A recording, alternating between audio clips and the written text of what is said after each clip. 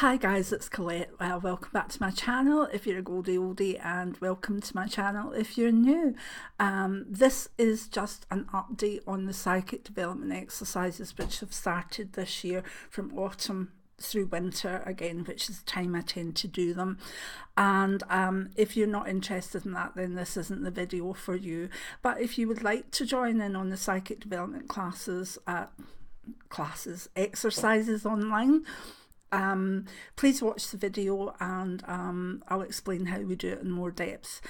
The reason I'm doing this is we know we started last week with number 13 in the series, and it was an object. Now the object ones are probably the most difficult ones to do virtually, because with an object, with psychometry, you hold it and you sense it, you know. Even if it's in a bag and you don't know what it is, you sense that you can get feelings from it. But remember, we're doing this virtually, and that's a very, very difficult thing to do.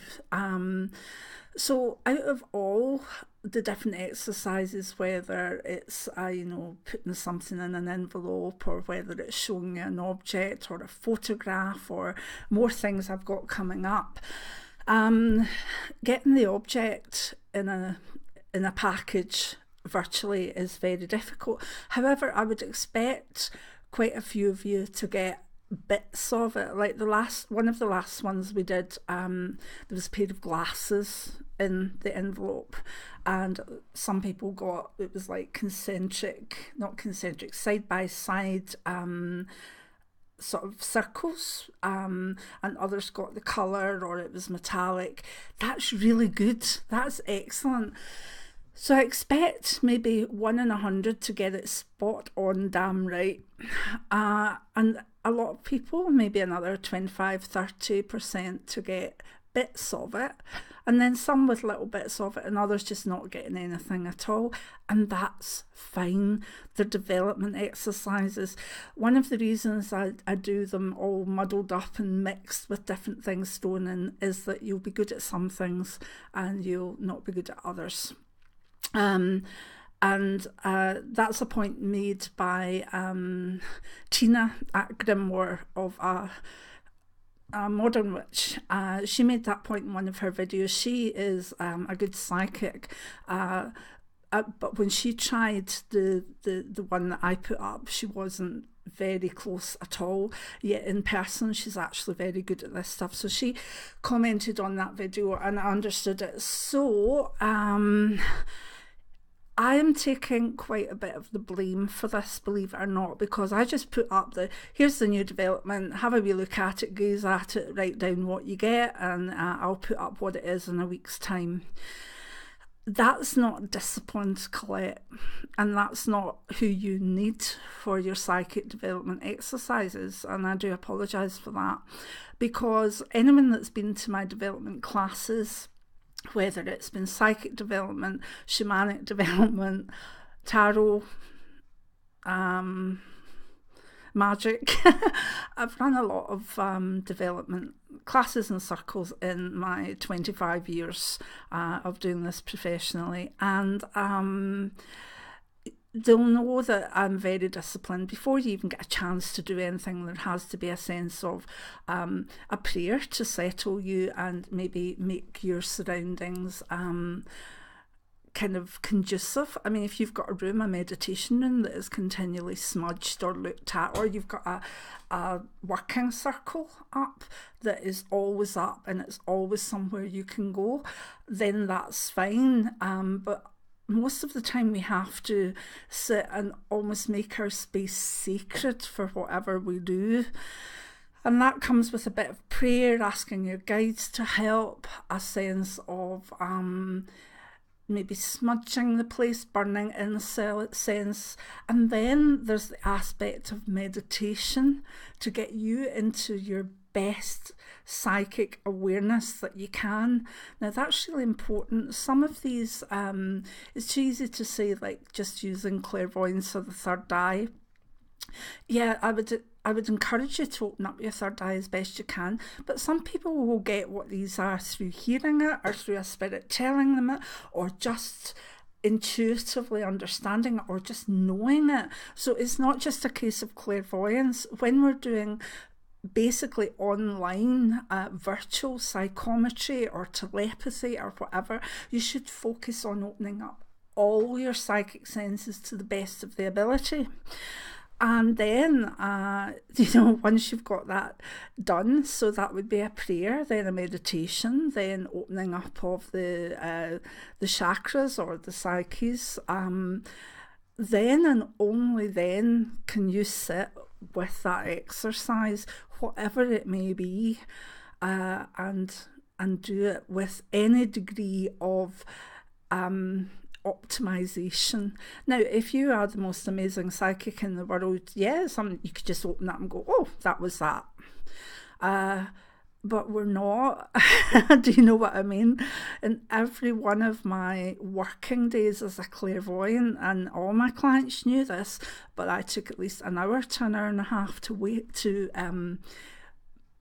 do all my preparation for, whether it was one client or 4 or 5, an hour and a half, an hour to an hour and a half, from getting into my office to sitting, to doing all the things, to doing the prayers, to honouring the 4 directions, you name it, and then a deep meditation for at least half an hour. And only then would the first client be allowed to come in. And if I get held up in snow or whatever and didn't get into my office on time, then the clients would be held up until I did that preparation, because without doing that preparation, those clients wouldn't have been getting the best psychic clairvoyant Colette, and a lot of them understood that, and that was fine. So I need you to be aware that there's other videos I've put up how to do psychometry as one. Have a wee look at that in the playlist. I think that's in divination playlist. Also have a look at how to open the third eye, how to open the psychic hearing, meditation to connect with your guides. All these things that you need to do. There's a video on this channel of, at the moment, 385 videos. There's one there for you. Just look for it, because I can't put all of them up, because people will need different things for whatever they're doing. So then you look at it, you either sketch it, you do it. Oh, by the way, I'm thinking of doing automatic writing at one point. Now, the point of this is the psychic development exercises. Some of them will be beginner levels, some of them will be very hard, some of them will be just trying to see what you can do and what you can't do. So it's important you just join in, and join in with an open heart. And if you're not getting much, that's fine. You'll find a lot of actual enthusiasm and support from other people. It's a great wee channel for folk just getting on with one another and supporting them and saying, oh yeah, I got that too. So I'd like you to reel back a bit. Those of you that started the first lot of psychic developments, there's 12 there, and I feel a lot of them, particularly as you got more involved in them, you become better, you became more seeing, more understanding of the process. And then we come back after the summer and I said, there you go, there's your thing. So I'm wanting to ask for more, and I'm wanting to give more as well. Now, the other thing is about imagination and perceptions. Some people have said, oh, I got this, and then the next time I went to it or thought of it, I get something else, but I think I was guessing. I don't want to hear guess. Guess is not a word. It's not a word in psychic development. We do not use guess. Anybody can guess. What you use is, I feel. I feel this is, or I sense this is, and it doesn't matter if you're wrong. But if you feel it or sense it, I'm more likely to go, But if you say, I'm going to guess is using the intellectual mind. We're not using that. We're using the subtle or the paranormal mind as such. So no guesswork, please. Guesswork starts, you could sit and guesswork everything and go through I don't know, those of you abroad, there was a programme that we all loved over here called Father Ted, and it was set in Ireland, and it was about priests and their little, the woman that had the house for them, Mrs. Doyle. And one time she decided she would name a priest that was coming in because she could remember their name. And she started off saying Father da-da-da-da, and he was like, no, Father da-da-da-da, no. And that went on in the background for half an hour of the sitcom. Now, I'm not explaining it right, but it was really, really funny, and it reminded me of some mediums that go, have you got a James? Have you got a Mary? Have you got this? Have you got that? And they just keep going and going and going until they hit something. And I've always, if you get the chance to see Mrs. Doyle and say Father Ted, they might have it under, I think the priest's name was finally Father Todd Ungen or something like that. But if you can actually Google that, you'll see what I mean. It's just really, really funny when this wee woman tries to just get this name and keeps going and going. That's guesswork. We're not using guesswork on this channel. Sorry, not allowed. But you can feel and you can sense all you like. The other thing, so no imagination. If you feel a sense of imagination kicking in, acknowledge it, understand it, and then bring yourself back to the more psychic state. The aim of the psychic development exercises, as well as optimizing your psychic awareness, is so that you can discern between what is a psychic message, what is a clairvoyance, what is all the clairs, versus imagination or guesswork or whatever. That's what this is about. It's about sharpening it all up and letting you know how to feel, oh, that just came, that was psychic, or I thought about that and then went into a story, oh, that's imagination, or, you know, that's myself. These development exercises that are coming are going to stretch you. I mean, there's things in them that we've not done before that I'm going to be using, and I hope you'll enjoy them. And if you're not any good at them, that's fine. There's plenty of them I'm no good at, but doesn't mean I'm not going to do them for you, because it could be something that you're very good at. The other thing, oh God, there was something else I was going to say. Yeah, preconceptions. Just because I'm doing psychic awareness, there's a heavy preconception that things that are hidden might be crystals or spiritual objects, or, you know, little spiritual statues and whatever. And yes, there may well be some of that, but number 13 psychic development exercise that so many people thought was a crystal or whatever, and I can understand that, but it was a bottle of purple nail polish, and I'm just as likely when I hide an object for you to psych out, I'm just as likely to put a spoon in it as I am a crystal. So please try and remember that. You know, if you look at me, it's getting cooler outside. I've got a big cozy jumper on today. But, you know, I'm a down-to-earth person. I'm not dripping witchy-woo, if you know what I mean. So I'm just as likely to hide a hairbrush than I am a statue of Ganesh. So please, no preconceptions, because if you are eventually reading for someone, or you are reading for someone, oh my goodness, the amount of preconceptions.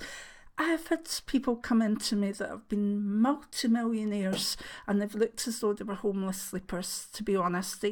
And I've had people that were thousands upon thousands of pounds in debt come in the best Tom Ford suit. Preconception will ruin your reading. We're not about cold readings here. We're not looking to pick up this, that, or the next thing. That's not the way this channel works. It's not the way I work, and it's not the way I want to pass things on or teach you or mentor you. So preconceptions will do you in. Preconceptions, I mean, you've seen it in the mediumship videos when the spirit says something and I add a bit on, and White Storm goes through me. He's like, he didn't say that, you said that. this is my work now, is to pass on all the knowledge I've got. Now, I must be talking for too long when the thing is actually almost switching itself off. Anyway, I want you to learn well. I want you to live your spirituality well, whether it's just a day-to-day thing for you, or whether you're a reader or a healer, or whether you're helping the public, whether you're a writer, an artist. I want you to be the best that you can be. And I've learned a lot over many, many years. And yes, I'm quite a disciplinarian. But you should see the young women psychics that have learned under me and are out doing it now, and I can recommend them. They're wonderful because they have discipline and they do the things like this. So first of all, sorry again for not leading you into it the way it should have been done. I'll do better, I promise. But you need to do better too. And by that I mean not getting this or that. I mean doing the preparation work for the psychic development exercises. And if you don't want to do that, then that's fair enough. Maybe the exercises aren't for you. But if you are doing them, you know I get back to you all. That's the thing. It's not as though I leave it hanging. I tell you a week later what the thing is. And I'm quite good at actually working with you through it. In fact, some of the ones that are coming up are more of an interaction, which will be done in the comments, literally as things move forward. But I'm just going to launch the different psychic development ones on you as they come up, because I'm not even sure of the order yet. I know what I want to do, but we'll see how we feel. As I say, sometimes with my health I'm not great and I don't have the energy, and it's easier just to maybe give you something quick to look at. And other times I want to do more of a teaching thing and have you maybe do it along with me. So that's all I really wanted to say about the psychic development. I'm hoping to get 2 up a month, and also try and do 2 mediumship videos a month because people like them too. And then more teaching and the weekly tarot card. So I'll do my best, you do yours. And again, thank you to all of you who are doing these things, and I really do enjoy it. So many blessings now. See you for the next psychic development lesson. Bye.